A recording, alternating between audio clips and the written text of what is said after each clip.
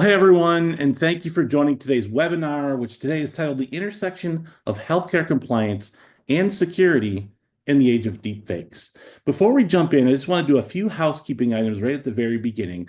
Please feel free to engage and ask a question at any time using the Q&A box that is part of this webinar, and we will do a Q&A session at the end of the webinar here. And if we don't get to your question, we will get back with you. We'll follow up with you after the webinar. So please feel free to engage as we go through and ask those questions.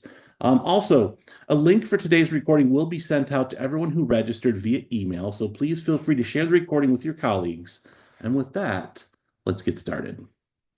I would like to introduce our speakers today. We're very pleased to have a guest speaker from Forrester, Shannon Germain, who's a healthcare senior analyst with Forrester Research, and our very own Shasta Turney, Director of Healthcare Solution Marketing here at Ping Identity. Welcome, both Shannon and Shasta. And as you both come off mute to say hello, then we'll get started. Welcome again. Hi, everyone. All right, Hello, great. Well, with happy that, to be here. thank you, Shannon. Great to have you. So let's turn it over to Shannon and let's get started without any further ado. Great. Thank you again, Ashley. I appreciate it. So over the past 2 decades, there has been this proliferation of medical devices. There's been adoption of EHRs, which generate 137 terabytes of data every day. There's the consumerization of healthcare. There's also been incredible advancements in analytics and AI. Now, all of this has helped to create this digital health ecosystem as we know it today. But are organizations that sit in this ecosystem secure, right? So let's back up here. Forrester defines compliance as a set of principles and practices that organizations follow to meet the requirements of laws, regulations, and industry standards. Compliance, though, it's essential for organizations to ensure that they're operating ethically, responsibly, and within the boundaries of the law. But compliance and security in healthcare can be a bit tricky, okay? Often there's this assumption that compliance means that systems, processes, and people are secure, which we know is not true. But I think we should take a closer look at healthcare's tech and security landscape. A black book market research survey, okay, recently just published, cited that U.S. hospitals experienced incredible financial losses just this past year because of poor performing IT. It was reported that there were inefficiencies, there were system downtimes, poor health IT integrations. All of these contributed to losses that exceeded $8 billion annually. And this is up from only $1.7 billion in 2017. These health tech experts also noted that key data systems failed to deliver ROI. So what does this mean? Okay, this means that hospitals are operating in an inefficient, a costly, and unsecure environments. But here's the kicker from the survey. 3/4 of IT leaders have no plans to allocate funds for replacing these flawed systems in this upcoming year, 2025. And 60% said that they will likely lack the capital needed to address these critical system issues even through 2027. All right, let's go to the next slide and we'll look at healthcare security priorities. Let's build on this broader trend of financial constraints and the understated security landscape, okay? Forrester data reveals that 42% of healthcare business and tech pros say their organization plans only to maintain or even decrease investments in technology that improve cybersecurity and protects privacy. Okay. This despite, look to the right here, 239% increase in hacking-related breaches since 2018.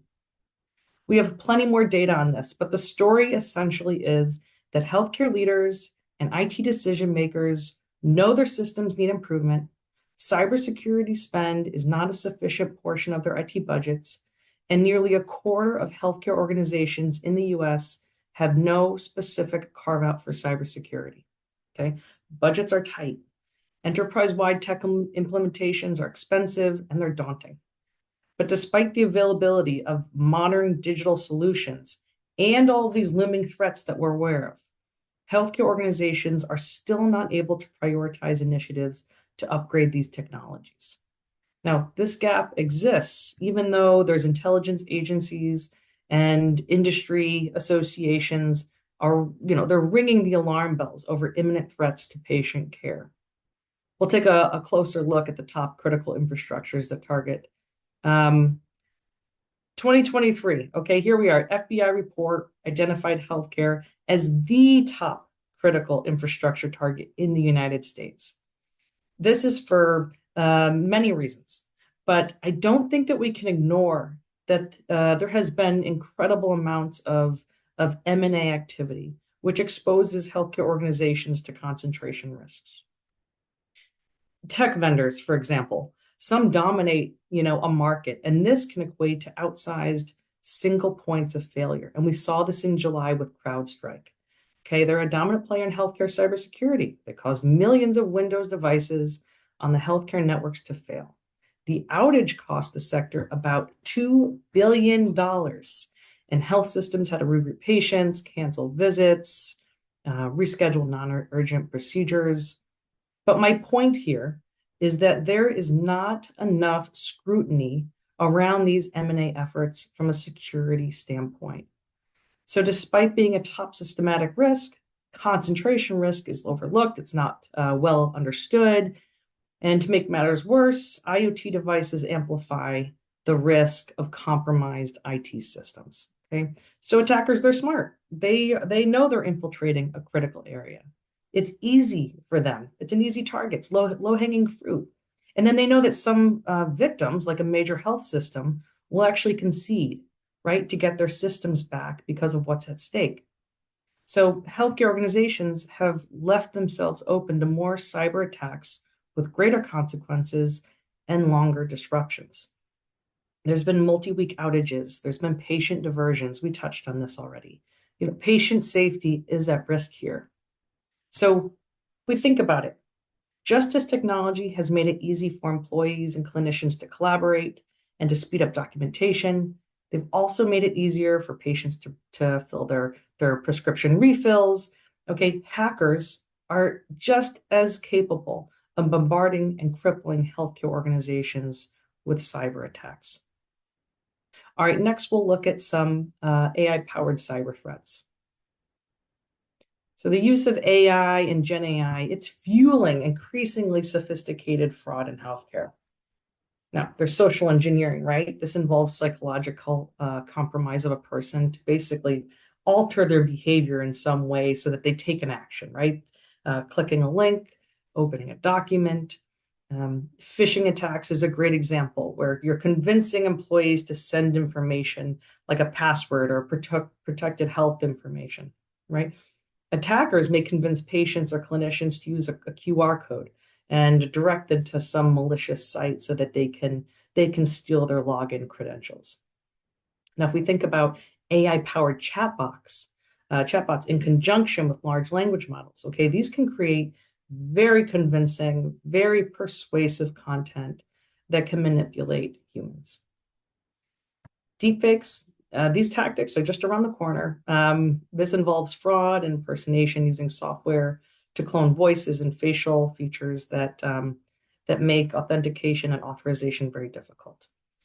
Think of a deepfake pretending to be a physician, calling a pharmacy for a prescription, calling a patient and directing the use of inappropriate treatments.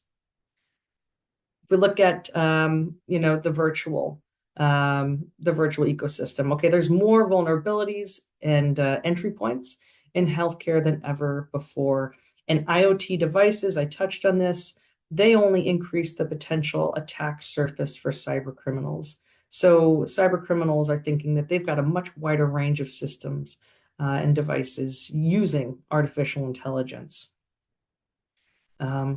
Clinical trials is an example where there's been compromised virtual interactions. There's been a lot of excitement in life sciences because folks are able to gather a diverse sample of patients geographically because of online recruitment efforts. But in the context of digital health research, identity fraud and eligibility fraud is actually very widespread. Also, AI can help create more sophisticated malware. Okay, this can circumvent traditional security measures. And in terms of Gen AI, right, most antivirus software actually would struggle to detect polymorphic malware, right? This is malware that's been programmed to repeatedly mutate its appearance. And this makes many traditional cybersecurity tools fail to actually recognize and block a threat. I already touched on phishing emails here, but they're more realistic than ever. When they're written with AI, they become very savvy at being able to skirt around email filters, and they've become a real issue in the context of cybersecurity and healthcare. And also, criminals are able to exploit an employee's lack of knowledge on identifying suspicious phishing emails. So with that, we can jump into regulations and guidance that are intended to actually help mitigate security risks. At the top of the list is HIPAA. It's a general rule. There's high tech, there's high trust.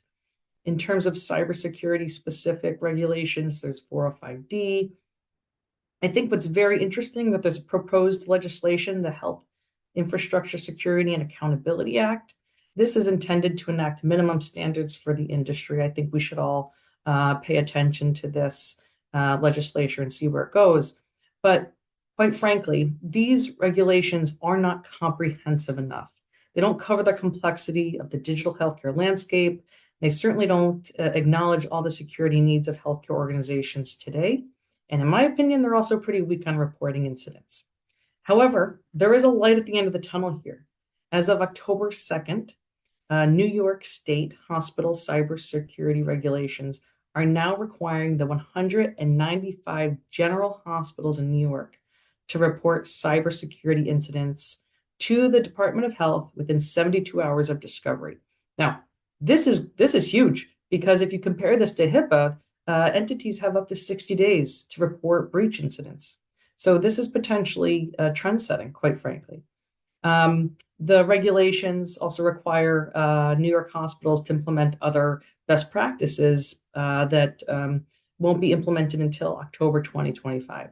However, I'm going to mention them because I think they're really important. First one is appointing a CISO, Chief Information Security Officer.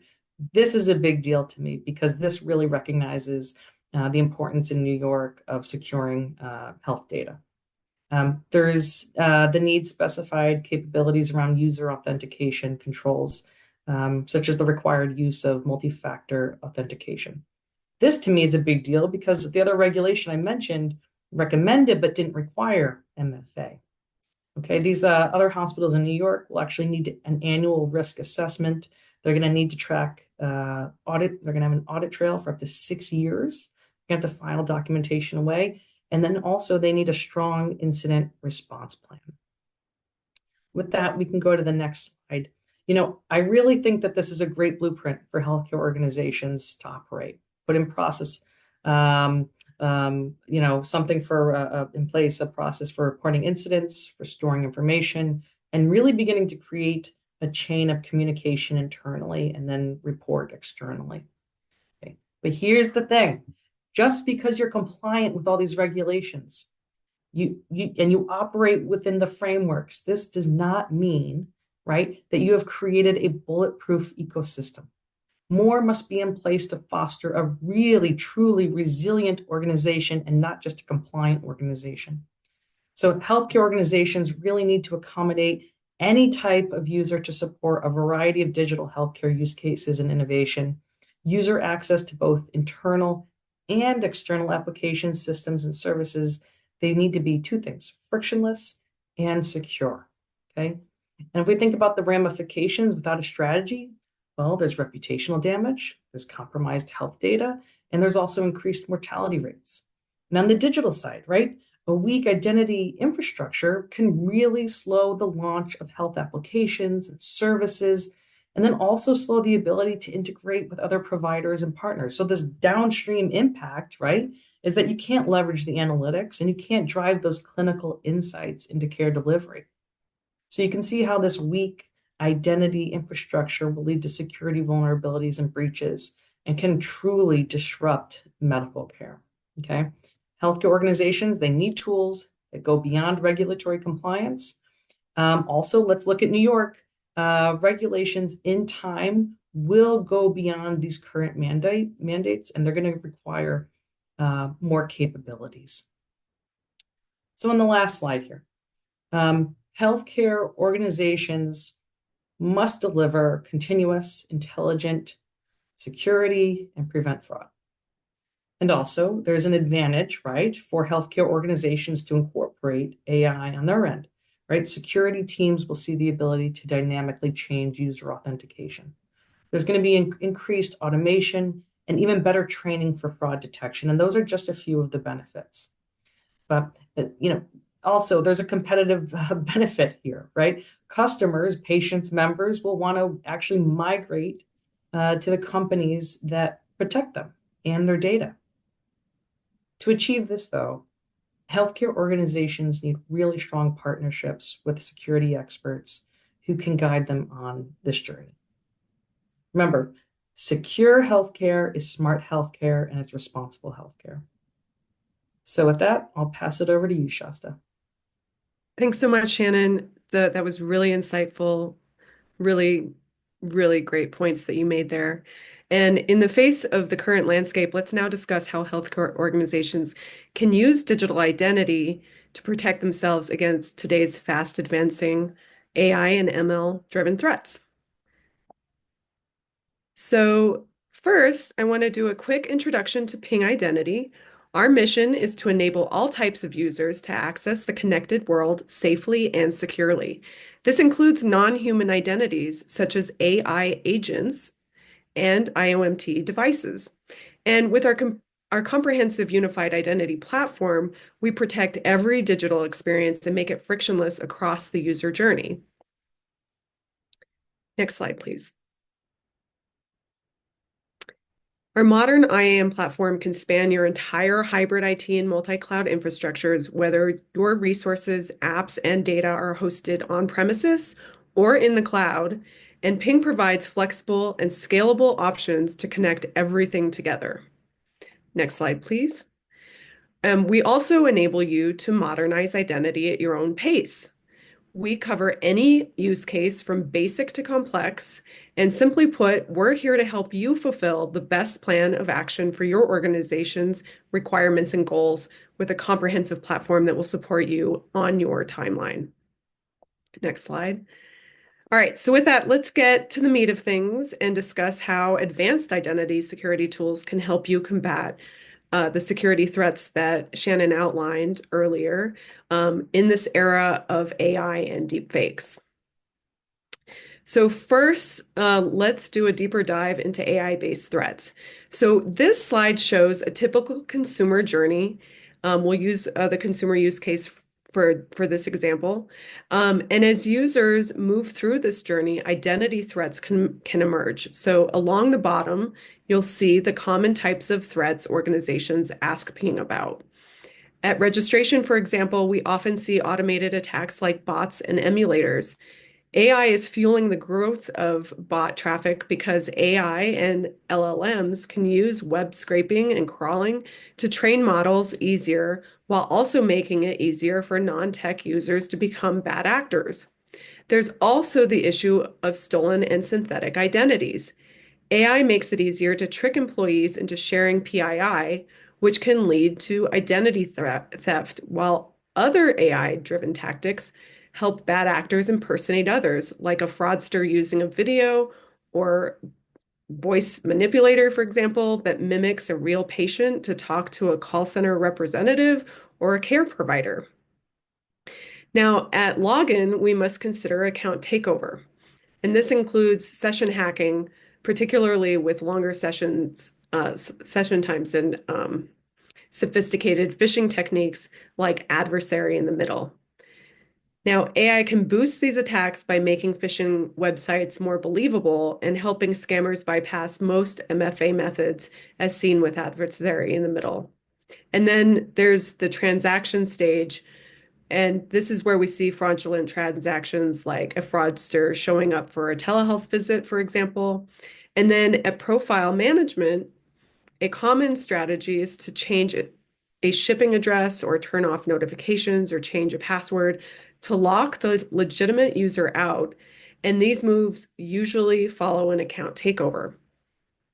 Another concern here is account takeovers simply for PII scraping, where no transaction is made necessarily, but user data is extracted for future use. Many organizations focused on transaction fraud, they often miss this type of attack. So it's important to make sure that you're well-rounded in your knowledge of these types of attacks and the approaches that bad actors are utilizing. And then finally, at support, we're seeing impersonation with voice cloning technology alongside more traditional tactics like email compromise that I mentioned earlier, such as phishing. Now, with these new attack methods in mind, let's now explore what can be done about them, and then, of course, why legacy solutions fail. Next slide, please.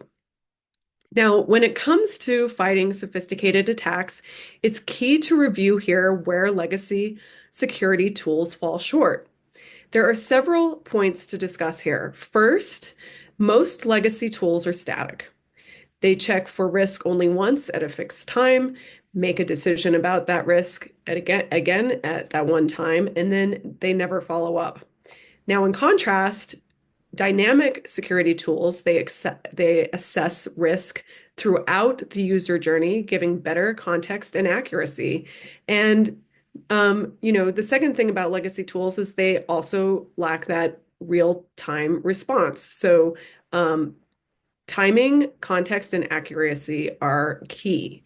And if you discover a deepfake scam after the fact, of course, and have lost millions, that money is already gone. So you need to see threats as they happen and act immediately. When dealing with deepfakes, advanced liveness, I always say liveliness, it's not, it's liveness detection is essential. And while humans can be fooled by AI-generated images, videos, or voices, a strong anti-fraud tool should distinguish between real people and deepfakes, and liveness detection is one of those capabilities. Another factor that legacy tools lack is integration. So, for example, a tool checking credit cards at payment may not connect with a tool watching for account takeover or bot activity. Another issue with legacy is that it's inflexible mitigation. So when you have a legacy tool that's flexible, for example, it can't determine whether or not, you should push MFA or, should you allow or block the session. All of those decisions need to be made in real time. And then based on risks, these options, MFA or allowing or blocking a session, they might not even be sufficient. So finally, legacy tools are they're not equipped for today's threats. And this is often because they're not AI enabled. So for some threats, you actually need AI-based detection that can learn and recognize new threats. And sometimes the only way to fight AI is with AI-powered tools. Next slide, please. So switching gears here, it's also important to recognize that you can't sacrifice experience for security and vice versa. As Shannon mentioned before about the competitive landscape and where consumers gravitate, you need to provide a great experience, but you also can't sacrifice security. Now, traditionally, high security meant high friction, but that high friction is a deterrent to your patients, members, partners, and workforce. Now, the key point to make here is that it does not have to be like this. Next slide, please. Actually, doing fraud and breach prevention right can mean a better experience for legitimate users. When you deploy early, flexible, and targeted mitigation, your real users see less friction, and you can offer them more trust, translating into better experiences, of course. Meanwhile, you're still protected from bad actors with higher confidence than ever. Next slide, please. So how do we do this? First, let's discuss zero trust. This slide illustrates some key principles of using identity within a zero trust framework. With advanced identity security capabilities such as adaptive authentication and dynamic authorization, you can evaluate a variety of risk signals in real time to determine a user's journey. In the first step on the left, we can detect risk signals to understand context about what's happening. For example, what's known about the user? What's the reputation of the device they're using? What about the network? What's the context of the request for access? And are there any other risk indicators, such as a user that logged in 30 minutes ago from New York, but is now logging again from Malta? You can build policies to decide how to proceed for various scenarios like the one I just discussed. For example, you could decide that for scenarios where a person is logging in using a new or unknown device, there is a policy to ask them to step up and use a second factor to authenticate, which is the direct portion of this diagram. So it's detect and then decide and then direct. It's important to state that zero trust isn't about introducing unnecessary friction, of course. It's also not about being frictionless at the same time either. It's that balance of both and making sure that we increase friction for those, high risk incidents that might be coming in, and then reduce friction for legitimate users. Next slide, please. Okay, so in the context of AI-based attacks, I want to take a moment quickly to circle back and talk about the detect step within zero trust and how it applies. So in terms of identifying risk, using risk signals, there are a lot of ways to deal with known and existing threat types, right? So we can pretty much understand what the pattern of MFA bombing is, for example. Now, when a threat has been detected that is outside of that's what is recognized, that's when an alert can go off of an unknown attack. Now,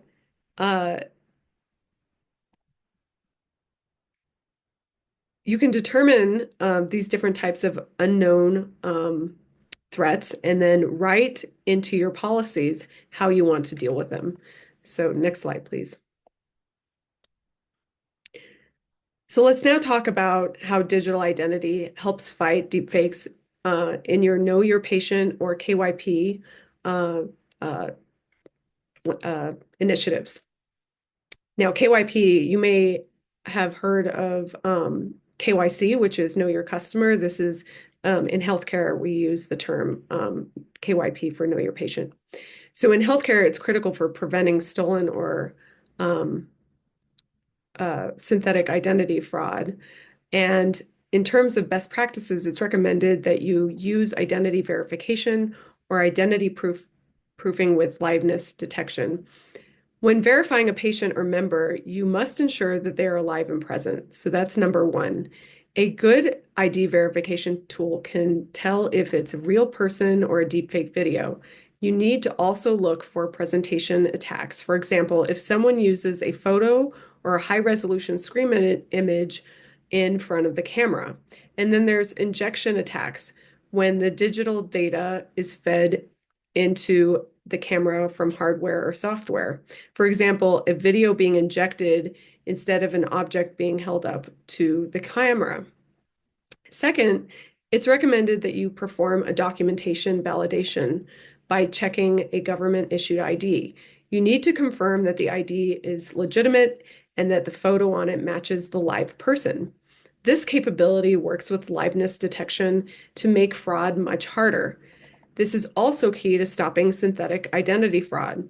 For document validation, there's a feature called biographic attribute matching. For example, if the driver's license says that the person has green eyes, does the live selfie also show green eyes? You also want to get an answer immediately with real-time identity verification. Finally, you need flexible mitigation options.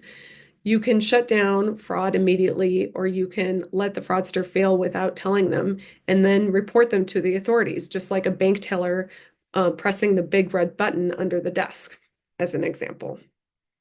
Next slide, please.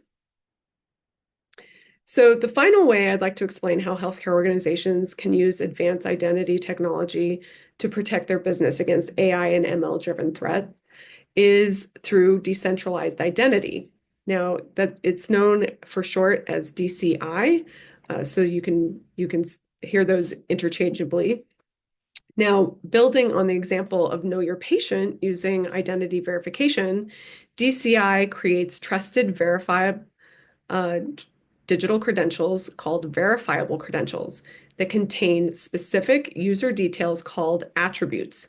DCI is a privacy-first digital identity model that allows individuals to manage and share their verifiable credentials without depending on centralized databases or authorities. It works by issuing secure cryptographic credentials that, as I stated earlier, house attributes, which include things like proof of age, identity, or certifications. These verifiable credentials and their data are stored on the user's digital wallet, and users can then share only the information they need with trusted parties. Service providers can validate with the credential issuer to see if a verifiable credential has been altered, stolen, or if it's out of date. And with this approach, DCI can help prevent advanced threats like deepfakes through its use of secure credentials that confirm an individual's identity. And this makes it hard for bad actors to fake identities using AI-generated deepfakes. Another way we can use DCI to combat deepfakes is when you're unsure if you're interacting with a real person or a deepfake during a text or Zoom call. Something we're working on here at Ping is to allow you to request that the person you're communicating with verify themselves by responding to a verifiable credential check using an authentication app like Ping ID. Again, this is a feature we're currently developing, and I'm really excited about it. Next slide, please. Now, going deeper into how DCI can be used in healthcare use cases specifically, imagine how much easier it would be if you could use a single credential that contains your medical history to automatically fill out a new patient form. That eliminates that whole complex, tedious process of filling out manual paperwork when you see a new provider. You could also have a digital insurance card credential, allowing you to quickly prove proof of insurance. You could use it to track deductibles, manage your co-payments, and so much more. You might even use a credential to carry information like a list of your allergies or medications or your family medical history.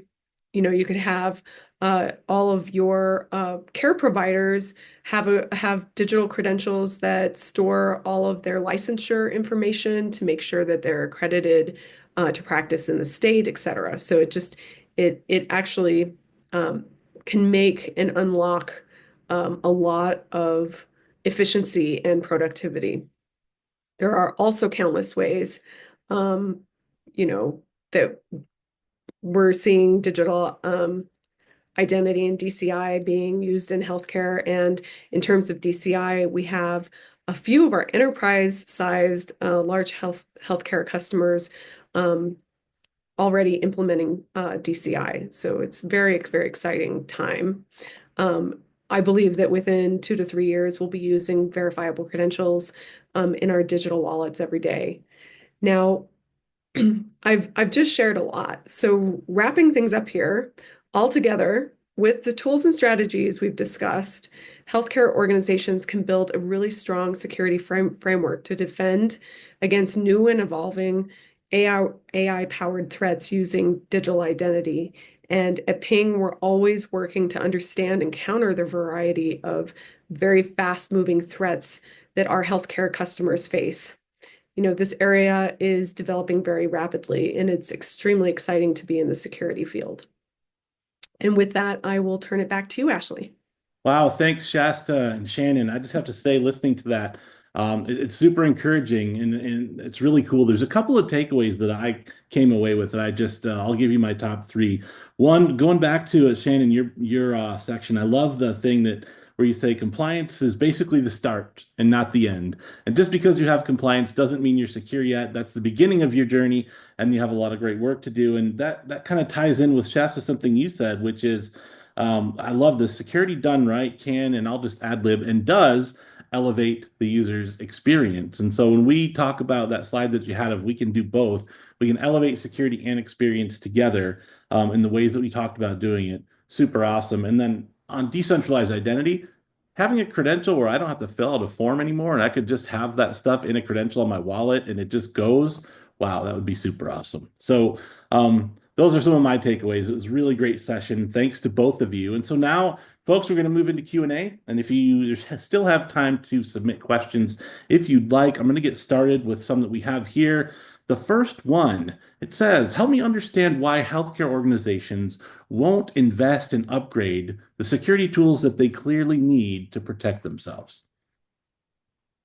Yeah, actually, I'm more than happy to jump in here. Great.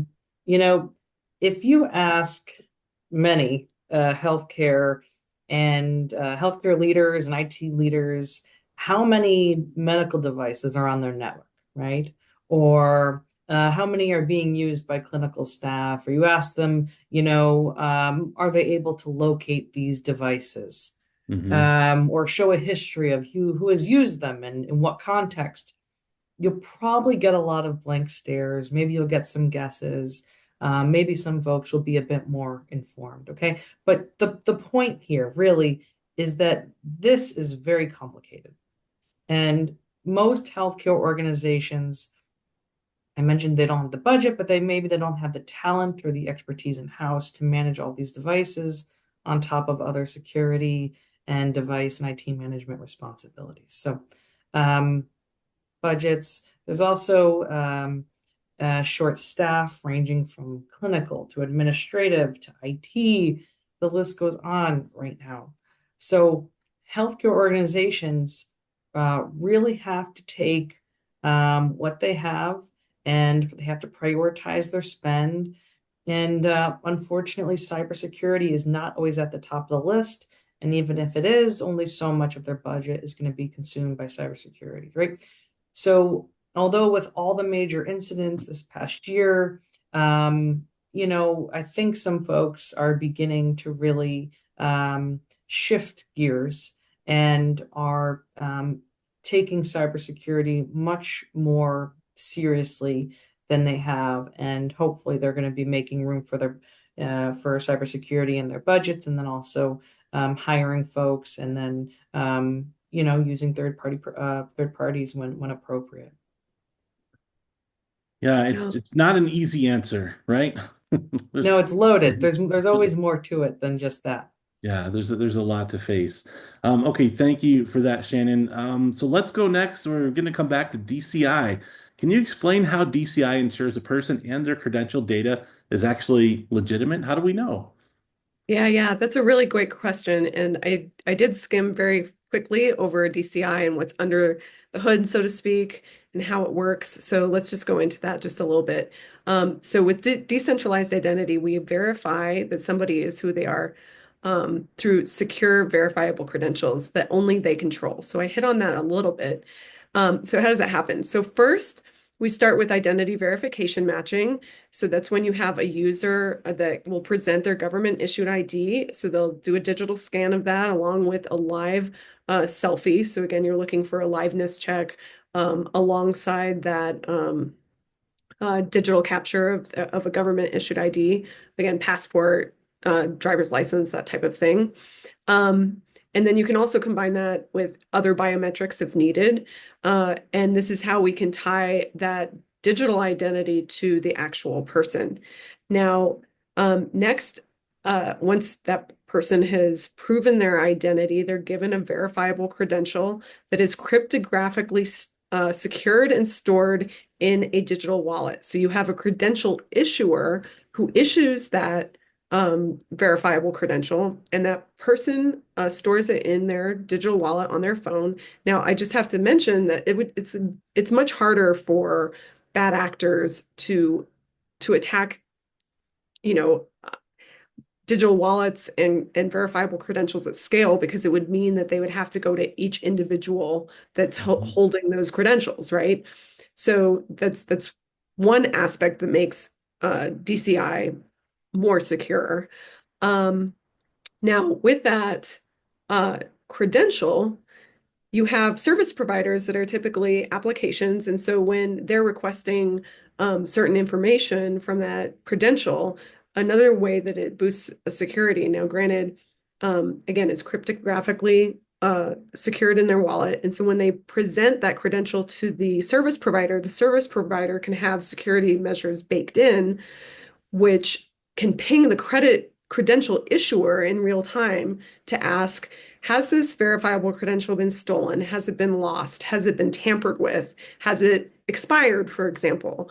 And so, those are some of the security measures in the background that further validate that that credential is also um, secure and real, and the data that is on it is untampered with, if that makes sense. Yeah, that's a really cool model. It kind of reminds me of the tried and true triangle of like credit cards or even Apple Pay, where you've got, someone is issuing this credential, which in that case is a credit card, and then you go to the merchant, which is in the digital world is the application, but in the physical world could be, your grocery store. You present it, and then it's accepted, but then in real time it has to go back to the issuer to make sure that that charge in the world's going to be authorized. But in the case of digital, it's going back to make sure that it's actually real. It didn't expire, like you said earlier, hasn't been tampered with. So that's really cool. I can't wait to see more adoption of that technology. Yeah. Yeah. And the other cool part about it too is that from a user's experience, like I mentioned before, if you all you have to do to fill out a complex form is to just, tap your phone or whatever it is to Hmm. transfer that data. Um, it's a much better user experience. And then the other thing too is that it can also boost security in that, let's say that all you have to do is prove your age, right? You just have to say that you're over 21 to buy alcohol or whatever. That can be a yes no type of Hmm. transaction where the service provider doesn't have to get your actual birth date, right? That's PII that we can take out of the process. All it is a yes no. What are hackers going to do with a yes no, right? They Yeah, want that birth date. right. So there are just so many amazing uh, applications to decentralized identity, and really it's going to be a game changer. Another thing I do want to circle back to Shannon's uh, first question, is that, understandably, healthcare organizations are under very, very tight budgets.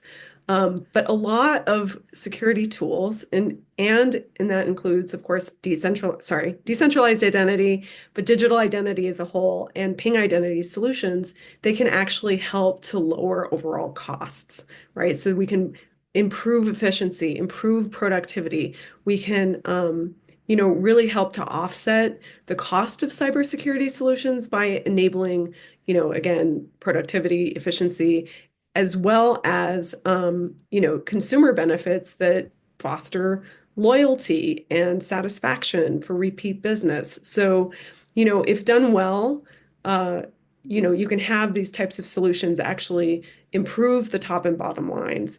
And we at Ping Identity, we have whole teams that will help you to uncover those you know, gems that will unlock such financial benefits. And so that's an exercise that we try to do with most of our customers. Anyone that asks for it, we will help you to help justify uh, the expense of bolstering your cybersecurity. Something that pays for itself in the first however long, 1 to 2 years, and then keeps saving money. That's worth a look. Mhm. All right, we've got time for one more question. So, Shannon, you mentioned this one came in for you. You mentioned ramifications of cyber attacks, notably increased mortality rates. This seems a bit extreme. Can you expand on that? Sure. Thank you for the question. So to me, this isn't really all that far-fetched. We're not seeing, although it might feel a bit extreme because we're not seeing headlines, that says this outage, this health system outage equaled X mortality rates at this health system. We're not seeing that, okay? But a cyber attack on a healthcare system can, in fact, disrupt patient care, right? It can lead to delayed treatments and potentially fatal consequences, okay? So to ground this a little bit, think about a contaminated personal medical health record, okay? Think about information that has been added or omitted, like lab results or medical issues and diagnoses. I think you can see how this can impact provider decision making, all right, and can result in even delivering potentially life-threatening care or even withhold life-saving treatments. And so, yes, cyber attacks can cause mortality even indirectly. The 2024 cyber attack with Change Healthcare, right? I think we all felt this. There was severely damaged the healthcare ecosystem. It caused extended operational shutdowns. It disrupted care left and right. Large health systems, some lost up to $100 million per day because of billing disruptions. That's huge. Okay. This could all have indirectly contributed to patient deaths by limiting access to necessary medical services. Yeah. I'm certain, okay, that in time we will see more of a connection here between cyber attacks and sickness and mortality rates, especially as data collection and analyzation around this is refined over time. That Yeah. really brings it into focus because, if we look across industries, I hear things said like, it's the critical process of any industry gets severely disrupted when these things happen. So planes don't take off, banks don't transact, and healthcare providers can't give the type of care that they might need to in the moment, which could lead to this very outcome that you talked about. So that's really clarifying. Thank you for that because it shed some light on just how serious the stakes are in this case. Yeah. In fact, I mean, I've read that there's people that will show up to a hospital that's currently fighting an attack, and so they have to shut all their systems down, which, Mhm. there's care delivery delays. You have to shift, like critical patients that are in critical care. You have to move them to different facilities. I mean, there's so much disruption, and a lot of that too lends itself to the higher mortality rates as well. Absolutely. So just brings us back to the importance of the topic at hand. So that's about all the time we have for questions for today. So audience, thank you for joining us today. Thank you for listening. If we didn't get to your question, please we will submit in these last moments if you still haven't, and we will get back to you. We'll follow up on the questions that we didn't answer. So again, thank you for joining our session today. It's been a pleasure, and until next time, have a great one. Hi, Thanks everyone. all.